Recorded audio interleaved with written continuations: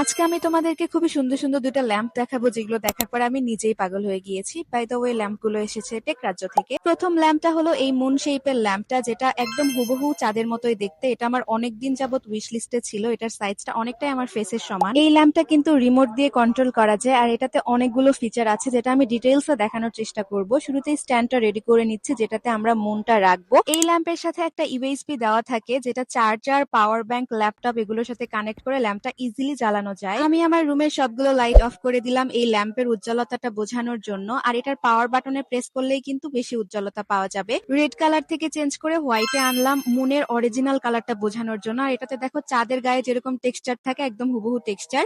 আর এটাতে কিন্তু আলোর উজ্জ্বলতা বাড়ানো কমানোরও একটা সিস্টেম আছে, যেটা দিয়ে তোমরা মন মতো উজ্জ্বলতা করে নিতে পারবে। এই ল্যাম্পে কিন্তু টোটাল 16টা কালার আছে, যেগুলো তোমরা প্রত্যেকটা বাটনে ইন্ডিভিজুয়ালি ক্লিক করে কালার চেঞ্জ করতে পারবে। একই সাথে এখানে কিছু ফিচার আছে যেটা ক্লিক করলে আপনা আপনি কালার চেঞ্জ হতে থাকবে, একটার পর একটা আসবে।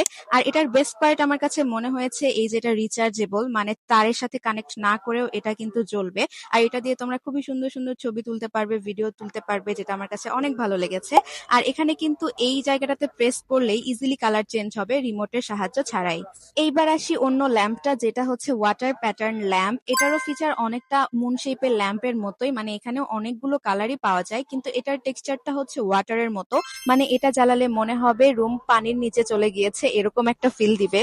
এবার বলি ল্যাম্পটা আসলে কিভাবে কাজ করে। এটার সাথে একটা ইউএসবি কানেক্ট করাই থাকে, যেটা চার্জার, ল্যাপটপ, পাওয়ার ব্যাংকে ইজিলি কানেক্ট করা যায়।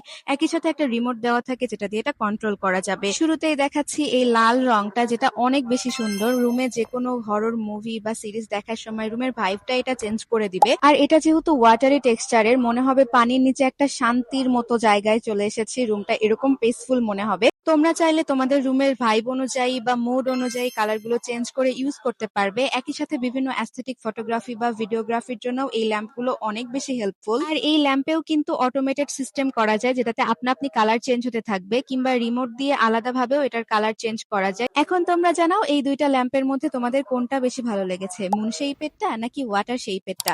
আর এগুলো অর্ডার করতে চাইলে ইনবক্স করো টেকরাজ্যতে।